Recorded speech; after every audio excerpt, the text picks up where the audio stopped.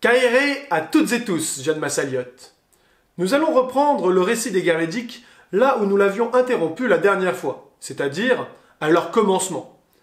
Pour celles et ceux qui s'en souviennent, Darius, le roi des rois du gigantesque empire perse, projetait l'invasion d'Athènes et d'Érétrie, deux cités qui avaient participé à la révolte de Lyonie et à la destruction d'une des capitales d'une de ses satrapies, Sardes. De plus, il projette d'installer sur le trône d'Athènes un tyran qui lui est favorable, l'ancien tyran en exil d'Athènes, Hippias, qui est justement venu se réfugier à sa cour. En effet, en cette année 490 avant notre ère, la situation politique athénienne est fort complexe. Les Athéniens viennent tout juste d'expulser leur ancien tyran et d'instaurer un régime démocratique vigoureux, mais qui n'en est qu'à ses balbutiements. Beaucoup d'Athéniens sont partisans de remettre sur son trône l'ancien tyran. De plus, beaucoup pensent que la résistance face à l'Empire perse est vaine et impossible. Cependant, il existe deux partis qui sont pourtant opposés, qui souhaitent lutter face aux Perses. Le premier est un parti très démocratique, porté par un certain Thémistocle, un riche et noble Athénien qui a réussi à rallier à sa cause les commerçants et les marins de la cité. Face à lui, Miltiade, un ancien aristocrate proche du tyran Hippias qui, durant les révoltes d'Ionie, a lutté contre les Perses et qui souhaite, de ce fait, lutter jusqu'à la mort contre l'Empire, car il sait que si la cité tombe, sa tête tomberait avec. Miltiade a plusieurs avantages. Il a derrière lui une grande partie de l'aristocratie athénienne, mais surtout, il a les paysans hoplites de la campagne de l'Attique qui, eux, feraient tout pour défendre leurs terres et qui souhaitent défendre leur cité avec le modèle de la guerre rituelle et de la guerre hoplitique. C'est donc mené par ces deux hommes que la cité va tenter de résister à l'invasion des Perses. Si pour Athènes et Érétrie, cette guerre s'annonce être un conflit pour leur propre survie, pour l'Empire perse, il n'en va pas de même. Pour Darius, cela n'est qu'un des nombreux conflits que son empire a amenés. C'est pourquoi il ne va pas prendre en charge lui-même les opérations. Il va au contraire confier les 25 000 hommes de l'armée qu'il a détachés pour le front grec à son jeune neveu, Artaphernès, qui est d'ailleurs satrape de Lydie. Ce dernier est d'ailleurs fort désireux de venger le sac de sa propre capitale, en Lydie. Il va ensuite armer une immense flotte. Ce sont les Phéniciens qui vont donner l'essentiel des navires. Les Phéniciens, il ne faut pas l'oublier, à l'époque, sont les vassaux des Perses et ont tout intérêt à ce que les Grecs soient évincés de la mer Égée pour que les Phéniciens récupèrent le commerce dans la région. À la tête de cette flotte, un noble perse est mis, du nom de Datis. Si on en suit le récit d'Hérodote, il semble que Datis fut le commandant principal des opérations. Le début de l'invasion en 490 commença assez bien. Et il commença notamment par la prise de contrôle des îles des Cyclades, qui sont entre l'Asie mineure et la Grèce. En effet, toutes ces petites îles avaient des cités-États qui les dirigeaient, mais chacune d'entre elles avait des rivalités avec leurs voisines. Si bien que lorsque les Perses arrivèrent, ils ne purent s'unir et résister à l'invasion.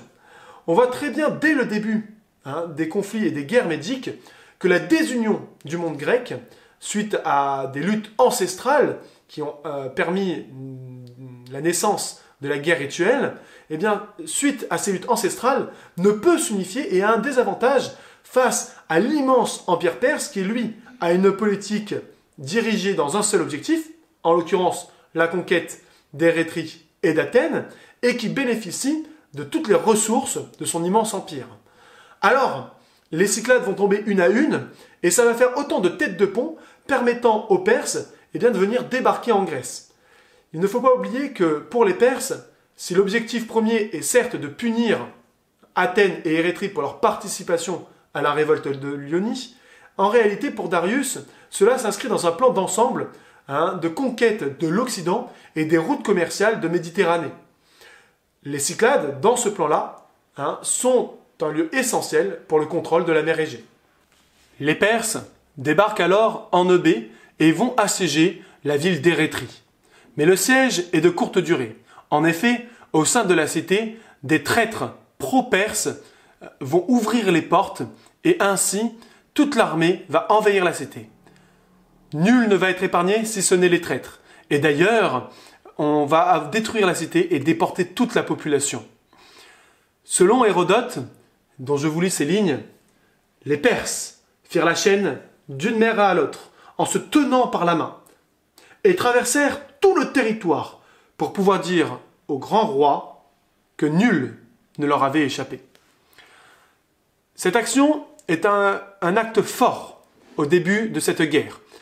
Il y a deux incidences. Premièrement, il prouve au monde grec que les dissensions internes aux cités, les luttes politiques, héritage de cette conquête de la citoyenneté, eh bien, sont un point faible en cas de conflit ouvert face à une puissance étrangère.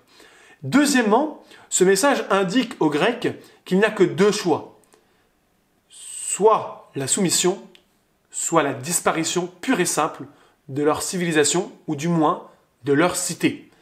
Ce n'est pas anodin, car les Grecs jusqu'alors étaient habitués à, je vous l'ai dit, une guerre rituelle, des conflits entre cités qui n'aboutissaient quasiment jamais à la destruction de son ennemi. Ici, les Grecs sont confrontés à un nouveau type de guerre, une guerre totale où l'ennemi ne laisse que deux choix. La victoire ou la mort. La soumission ou la mort. Suite à ce succès, les Perses vont débarquer en Attique. Plus exactement, ils vont être menés par Hippias, qui connaît très bien son territoire, je vous ai dit, le tyran renégat de la cité d'Athènes. Ils vont être menés par Hippias sur la plage de Marathon, à 38 km au nord-est d'Athènes, donc de l'autre côté de l'Attique. Pourquoi à Marathon? Eh bien tout simplement parce qu'elle offre une large baie pour la protection de la grande flotte perse et surtout un terrain très large, une grande plage permettant le déploiement des forces perses en cas de bataille et notamment le déploiement de ses 25 000 hommes et de sa puissante cavalerie. La nouvelle de la destruction d'Érétrie dut être une catastrophe pour Athènes. Dans l'urgence, on dépêche un messager du nom de Philippides, un coureur professionnel, pour aller porter un message aux Spartiates et leur demander de l'aide. Ce dernier va accomplir un exploit. En une journée à peine, il va parcourir les 225 km qui séparent Athènes de Sparte. Il arrive ainsi le 5 août dans la cité des Spartiates, qui malheureusement sont en train de célébrer une fête religieuse en l'honneur d'Apollon Carnéos. Les Spartiates, je vous l'ai dit, sont les plus grands défenseurs du modèle hoplitique et de la guerre rituelle. Et pour eux, la guerre ne peut être entamée en commençant par s'opposer aux dieux. Ainsi, ils doivent d'abord honorer leur dieu avant de partir à la guerre. Ils vont donc donner cette réponse au jeune Philippides. Nous n'interviendrons qu'à la prochaine lune et à partir de là, nous mettrons 2 à 3 jours en marche forcée pour vous porter secours. Cela signifie qu'il fallait attendre 9 à 10 jours avant que les Spartiates n'arrivent. On était le 5 août, la prochaine lune était le 11 août, les renforts spartiates allaient tarder à arriver, alors même que les Perses étaient aux portes de la cité athénienne. N'empêche, ils sont sympas les Spartiates avec leurs excuses religieuses, mais ça m'a l'air d'être un beau prétexte pour éviter d'engager leurs précieux hoplites spartiates dans une guerre qui ne les concerne pas. Peut-être qu'ils ne se rendaient pas compte de la menace que faisaient porter les Perses sur le monde grec, car c'est pas juste Athènes qui était menacée, car si Athènes tombait, c'était l'ensemble de la Grèce qui était menacée. Bon, on ne peut pas retirer aux Spartiates qu'à la lune d'après, ils se mirent en marche, et ils arrivèrent que peu de temps après la bataille. Donc, prétexte ou réelle volonté religieuse, ça, l'histoire ne nous le dit pas. Lorsque cette nouvelle parvint aux Athéniens, ce fut la panique. Thémistocle, qui avait entamé un programme de construction d'une grande flotte et de remparts, n'avait pas eu le temps de mettre un point à son projet du fait de l'opposition politique de Miltiade, qui considérait que c'était donner trop de pouvoir à la racaille des navires, comme il l'appelait. C'est donc Miltiade qui va prendre les choses en main. Considérant qu'il ne peut rester dans la cité, car il a trop peur que des traîtres ouvrent les portes au moment du futur siège, il va mobiliser les Athéniens, et notamment les hoplites de la cité, pour marcher face aux Perses. Sa ligne politique est simple. On ne peut pas laisser la Chora sacrée, c'est-à-dire la terre de l'Attique, foulée par nos ennemis. Nous devons marcher contre ces derniers et leur faire face sur un champ de bataille, même si nous sommes en infériorité numérique. Et ça va bien être cela, puisqu'il va réussir à rassembler plus de 10 000 hoplites athéniens et en cours de route, il va récupérer plus de 1600 alliés hoplites platéens qui vont venir pour lutter face aux Perses. Ils vont donc partir d'Athènes et de Platée, la petite cité démocratique au nord d'Athènes, une alliée, et se diriger vers cette plage. Ils vont établir leur position sur la plage, sur un poste fortifié à 5 km des Perses. Les Perses, eux, sont disposés sur la plage, leurs navires bien accostés dans la baie, et ils pensent tout leur temps.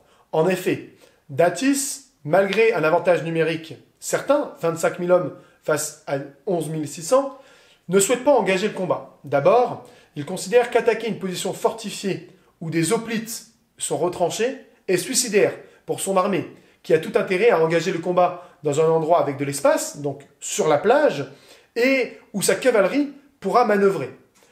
De plus, il attend un signal, nous dit Hérodote, qui doit venir des traîtres installés dans la cité d'Athènes, des partisans d'Hippias, qui, je vous le rappelle, est dans l'armée perse, pour faire voile directement vers la ville et abandonner les 10 000 hoplites à leur sort. En effet, la cité n'est quasiment plus protégée. Il faut juste attendre le bon moment pour ne pas se retrouver face à des portes fermées. De l'autre côté, ce que Datis ne sait pas, c'est que les Athéniens, eux aussi, veulent jouer avec Chronos. Le polémarque de l'armée, Callimaque, qui a comme conseiller Miltiade, bien évidemment, veut attendre l'arrivée des renforts spartiates pour engager la bataille. Et ainsi, les deux armées ont tout intérêt à prendre leur temps. Ainsi, pendant 5 jours, les deux armées se firent face sans bouger. Cependant, Datis dut avoir vent de l'arrivée des renforts spartiates, puisqu'au moment de la pleine lune, le 11 août, il décida de lever les voiles avec sa flotte et une petite partie de l'armée pour aller attaquer Athènes. Le choix de Datis est assez simple à expliquer. Considérant qu'il ne peut rester dans cette position éternellement, il a quand même une large armée à nourrir, et considérant que de l'autre côté les renforts spartiates ne vont pas tarder à arriver, il ne peut plus attendre que les traîtres au sein de la cité d'Athènes soient prêts. Il décide donc de forcer le sort et il prend avec lui une faible partie de l'armée, laisse plus de 20 000 hommes à Artaphernes, le commandant second, le satrape de Lydie, neveu de Darius, et de son côté il va partir avec Hippias et une grande partie de la flotte en direction d'Athènes. Son plan est plutôt simple. S'il arrive à Athènes et que les hoplites grecs n'ont pas attaqué le camp perse, eh bien la ville n'est pas défendue et la pression exercée sur la cité poussera les traîtres à ouvrir la porte. Ce qu'il ne pouvait pas anticiper, c'est que l'armée grecque serait assez courageuse pour attaquer l'armée perse sur son terrain. En effet, Miltiade va réveiller très probablement en urgence le polémarque, Callimaque, et il va le pousser à l'assaut. C'est simple, ils n'ont pas le choix. Ils doivent, dès le lever du soleil, attaquer le camp perse et les vaincre le plus rapidement possible pour faire volte-face et revenir protéger Athènes. Le choc entre les deux armées aurait lieu à l'aube du 12 août 490. Ces deux forces étaient foncièrement différentes. D'un côté, 20 000 Perses et de nombreux marins attendaient de pied ferme l'arrivée des Athéniens et des Platéens. L'armée perse était composée essentiellement d'archers et d'une force de cavalerie très puissante, et notamment menée par la noblesse perse aristocratique. C'est une armée de type féodal, où quelques seigneurs, très bien armés, dirigent des troupes, pour certaines formées, et pour d'autres qui sont uniquement des combattants qui vont subsister, qui vont trouver dans la guerre un moyen de subsistance.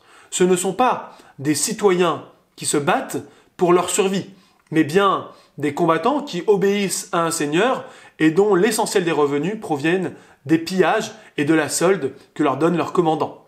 C'est donc un écart fondamental entre les deux armées, car de l'autre, les Athéniens et les Platéens sont essentiellement des hoplites. Certes, les porteurs des bagages très probablement participèrent à la bataille, certains auteurs en parlent, mais l'essentiel de l'armée était composé d'hoplites grecs, c'est-à-dire de citoyens guerriers qui vont à la guerre volontairement, qui ne touchent pas de solde pour cela, qui ont dû se payer leur propre équipement et qui surtout pratiquent le combat hoplitique au corps à corps, en phalange, bien protégés derrière leur bouclier, chaque année, dans ce qu'on appelle une guerre rituelle, notamment avec leurs voisins. Ce sont donc des troupes extrêmement aguerries et qui surtout, en l'occurrence, se battent pour leur survie. Dans la mémoire de tous les Athéniens, on se souvient d'il y a peu de la destruction d'Érétrie. Pour eux, les Perses ont bien insisté là-dessus, ils n'ont que deux options, la victoire ou la mort. Miltiade, je vous l'ai dit, avait déjà combattu pour et contre les Perses dans sa vie. Il connaissait très bien les tactiques perses et il connaissait très bien les avantages des deux camps. C'est pourquoi il va décider d'affaiblir le centre de son armée en mettant ce centre-là sur seulement 4 rangs de profondeur, alors qu'à l'accoutumée, c'est sur 8. Il va pouvoir ainsi étirer son front pour éviter d'être contourné, ce qui est la principale menace pour l'armée grecque qui va venir sur un champ ouvert affronter l'armée perse. Par contre, il va innover et il va au contraire renforcer les deux ailes des meilleures troupes qu'il va ranger sur le double de profondeur. Ainsi, son objectif est non pas de ne pas être contourné, mais bien au contraire de prendre l'avantage sur les ailes et lui-même de contourner. Il sait d'ailleurs que les Perses ont peur de la phalange hoplitique et pour subir l'impact que va faire cette phalange, il suppose que les Perses renforceront leur centre, à l'opposé donc de la tactique de Miltiade. Et en effet, c'est ce qui va se passer. Tandis que l'armée grecque se prépare, se met en ordre de bataille et fait des sacrifices, l'armée perse, elle, ne va pas être prise par surprise, comme on l'a souvent dit, à l'aube. Non, elle se met elle aussi en ordre de bataille et Atarphénès met ses troupes d'élite au centre de son dispositif. Pour lui, l'objectif est simple, tenir le plus longtemps au centre face à des hoplites qu'il sait très puissants, très forts au corps à corps, tandis que son immense armée englobera progressivement son adversaire. Il espère aussi que sa volée de flèches infligera assez de dégâts aux hoplites pour ralentir l'impact de ces derniers. Alors oui, je commence à sentir les palpitations au sein de mon jeune public, mais ne vous emballez pas, je ne vous parlerai pas de la fameuse charge de marathon, la course effrénée des hoplites sur la plage, menant à la destruction de l'armée perse. Car ce n'est pas ainsi que la bataille s'est passée. Ça, c'est la légende. En effet, il est fort probable que les Athéniens, pour la première fois de l'histoire hoplitique, accélérèrent le pas de leur formation. Mais il ne faut pas exagérer. Déjà, les deux camps sont situés à plus de 5 km de distance. Et d'après Hérodote, l'armée grecque se mit en ordre de bataille à seulement 8 stades de son adversaire. C'est-à-dire, dans votre langue, 2 km. À 2 km, les armées ont le temps de voir venir. Ainsi, même une course effrénée n'aurait pas permis de prendre par surprise les Perses. Autre argument que je vais porter à ça, c'est ma connaissance de la guerre hoplitique. Tout simplement, lorsqu'une armée avance en marche et en phalange, la puissance de l'hoplite est justement de garder sa formation pour ne pas subir de tirs. Or, l'armée perse est principalement constituée d'archers. Les volées, qui tombèrent sur la tête des Athéniens et des Platéens, finalement étaient peu redoutables et avaient peu de risque de toucher tant que la formation restait fermée et compacte. Alors pourtant, qu'est-ce qui s'est passé? Hérodote, certains me diraient, a dit qu'ils avaient couru. Mais ce n'est pas ça qu'Hérodote a dit. Hérodote, voici ce qu'il a dit dans le texte. Il a dit qu'ils sont arrivés au pas de course. Et de plus, il précise que les Athéniens assaillirent les Perses bien groupés. C'est très important de comprendre cela. Ils sont arrivés en formation, donc ça ne peut pas être le résultat d'une course effrénée, car aucune armée, même entraînée, même les Spartiates n'y arrivent pas, ne peut charger vraiment à fond en gardant sa formation. C'est impossible.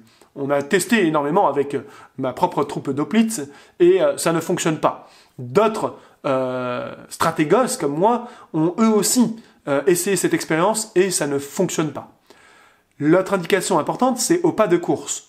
On ne parle pas d'une charge et d'une course effrénée, on parle d'un pas de course. Ça veut dire qu'ils ont gardé la cadence, gardé leur pas. Or, toute personne qui a déjà assisté à une magnifique démonstration théâtrale où les musiciens commencent à s'emballer peut remarquer que la foule, lorsqu'elle applaudit, a tendance, par effet de masse, à accélérer le rythme. Cette accélération du rythme, eh bien, si elle est contrôlée, notamment par la peur d'ouvrir la formation, ne peut pas aboutir à l'anarchie qu'on entend très souvent dans ces démonstrations théâtrales. Par contre, elle peut aboutir à une accélération significative de la marche de l'armée, surtout dans les derniers mètres. Car il est absurde de considérer que les hoplites auraient entamé cette course à 2 km de distance. Non, la portée des arcs perses porte environ à 250 mètres maximum. Et encore, je suppose qu'elles sont efficaces réellement et mortelles à 100 mètres de distance. Ainsi, ce sont dans les dernières centaines de mètres que les Athéniens et les Platéens accélérèrent le pas pour couvrir plus rapidement cette distance qui les séparait des Perses, notamment parce qu'en face d'eux, il y avait une armée pas très conventionnelle. Les Grecs avaient l'habitude d'affronter d'autres troupes qui viennent au corps à corps. Or là, l'armée qui est en face est une armée constituée d'archers. Les volées de flèches devaient être extrêmement impressionnantes. Et malgré le fait qu'elles étaient peu effectives, les hommes qui les recevaient sur leur bouclier et sur le cimier de leur casque devaient avoir hâte de couvrir la distance qui les séparait de leur adversaire.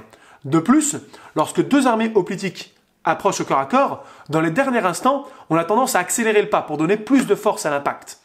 Or, comme les Perses n'ont pas approché, les Athéniens qui ont commencé à lancer cette petite charge se sont emballés et donc ils ont dû parcourir plus rapidement la dernière partie de distance qui les séparait des Perses, pensant que les Perses l'auraient couverte eux-mêmes en avançant.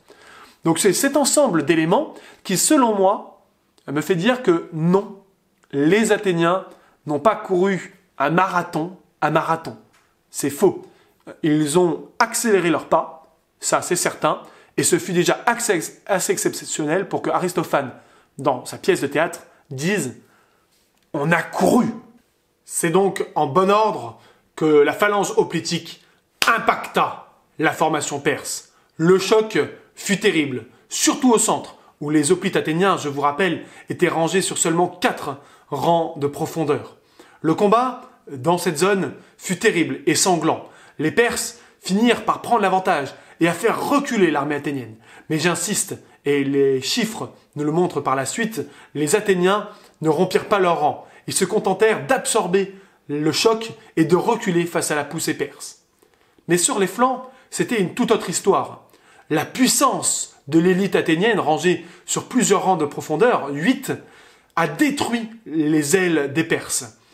Les Perses, non habitués à un combat au corps à corps de cette ampleur, s'enfuirent pour la plupart. Et les 2 ailes purent se rabattre sur le centre perse engagé face à l'armée athénienne. Très vite, ce fut le carnage. Les Perses, désorganisés, prirent la fuite. Et c'est dans cette déroute que les Athéniens subirent le plus de pertes. En effet, chez les Grecs, chez nous, il n'est pas habituel, durant la guerre rituelle, de poursuivre l'adversaire. Mais ici, les Perses avaient bien dit « la victoire ou la mort ». Aussi, les Athéniens, pris d'une grande fureur et d'une rage, poursuivirent plus que de raison leur ennemi. Ainsi, en les pourchassant jusque dans leur camp et jusqu'à leurs navires, nombreux furent les Athéniens et les Platéens à sortir du rang et finalement à être tués par des fuyards qui n'étaient pas non plus décidés à se laisser tuer de dos. C'est d'ailleurs dans cette partie de la bataille que le Polémarque, du nom de Callimaque, je vous en ai déjà parlé, va être tué. Cependant, la victoire va rester aux Athéniens. La bataille n'a duré que 2 ou 3 heures entre le lever, la marche face à l'adversaire, la charge et la déroute perse. Miltiade prend immédiatement le commandement. Il rassemble ses hommes et il décide de laisser les blessés en charge à un seul bataillon. Les forces athéniennes sont quasiment indemnes, car dans l'assaut, ils n'ont subi que 192 morts. Autant vous dire que, au vu du nombre de pertes, il est impossible que la phalange soit ouverte au moment de la charge, sinon des flèches seraient passées dans les interstices et auraient tué beaucoup d'Athéniens et beaucoup de Platéens, et de même, il est impossible que le centre ait complètement rompu et ait fui. Miltiade va alors rassembler ses troupes et en urgence marcher vers Athènes, car je vous le rappelle, pour lui sa priorité c'est de sauvegarder la ville. Maintenant qu'il a vaincu le gros de l'armée perse, il doit arriver avant la flotte de Datis et du tyran Hippias à Athènes, faute de quoi la ville risque d'avoir ses portes ouvertes et d'être prise et détruite par les Perses. Encore une fois, précédant l'armée athénienne et platéenne, on envoie Philippides courir pour parcourir les 38 km séparant la plage de Marathon de la cité d'Athènes. Son objectif, prévenir les Athéniens que les Grecs ont triomphé des Perses et qu'il faut absolument tenir face à la flotte de Datis qui est en approche. La légende nous raconte que le beau et jeune Philippides fut si rapide que lorsqu'il arriva à délivrer son message, il mourut sur les marches du temple à Athéna. Pour moi, cela n'est qu'une légende. Et d'ailleurs, dans le texte d'Hérodote, on ne le retrouve pas. Je crois même que Philippides est mentionné un peu plus tard dans le texte. Non, c'est une belle légende destinée à embellir cette histoire, et il ne faut pas y croire. Cependant, il est évident que Philippides ou un autre messager fut dépêché à Athènes pour les prévenir de l'avancée de la flotte perse et du risque de son arrivée avant l'armée grecque. Cependant, cette disposition ne fut pas nécessaire, puisque, malgré les efforts de la bataille, les hoplites, encore en armes, encore en sueur suite au combat, traversèrent, au mois d'août, je le rappelle, les 38 km séparant la plage de Marathon à Athènes, donc tout l'Attique, et arrivèrent, avant la fin de l'après-midi, à Athènes. La flotte de Datis, elle, n'arriva qu'en début de soirée. Lorsqu'elle vit que Athènes était défendue par l'armée grecque, et elle comprit que ses alliés, Artaphernes et tous les 20 000 hommes laissés sur la plage de Marathon, avaient été vaincus. Aussi, Datis dut lever les voiles et faire demi-tour en direction de l'Orient. Hippias, l'ancien tyran d'Athènes, pour sa part, ne put que voir au loin son ancienne cité, et il ne la reverra jamais. La victoire de Marathon eut un retentissement phénoménal dans toute la Grèce. Cependant, elle masquait les énormes lacunes qu'avait le monde grec face à l'Empire perse. Certes, ce fut le triomphe de l'armée hoplitique face à l'armée perse. Ce fut le triomphe du citoyen guerrier face à l'aristocrate combattant et des troupes servant uniquement pour l'argent et le pillage, ou la peur, selon Hérodote, des coups de fouet du maître. Cependant, cette première guerre médique révèle plusieurs grandes lacunes du monde grec. La première, et la plus importante selon moi, c'est que la dissension du monde grec ne pouvait permettre d'unir des forces suffisantes pour lutter sur le long terme face à un empire perse unifié. D'ailleurs, les Cyclades ne revinrent dans le giron grec qu'à la fin de la Seconde Guerre médique. Cette première zone avait bel et bien été conquise par les Perses et la destruction d'Érythrée était définitive. De l'autre, il y a le problème des dissensions internes au sein des cités. Les citoyens, pro-aristocratie, pro-monarchie, pro-démocratie, pro-conservateur, pro-ceci, n'arrivaient pas à se décider et à s'unir derrière une politique similaire. Et au sein même d'une cité, cela pouvait avoir des conséquences désastreuses, tout comme la trahison, par exemple, à Érythrée du parti pro-perse. Enfin, les manques de navires et de remparts des villes grecques ne pouvaient empêcher les Perses de venir sur leur territoire, et à l'inverse, ne pouvaient leur permettre aux Grecs de contre-attaquer efficacement face à cet empire. Cet ensemble de facteurs allait se révéler désastreux dans la suite des événements, puisque même si l'empire avait été défait une première fois, comme on le dit dans votre langue, quand on attaque l'empire contre-attaque. Aussi, je vous parlerai dans la prochaine leçon de la Seconde Guerre médique. Et en attendant, portez-vous bien.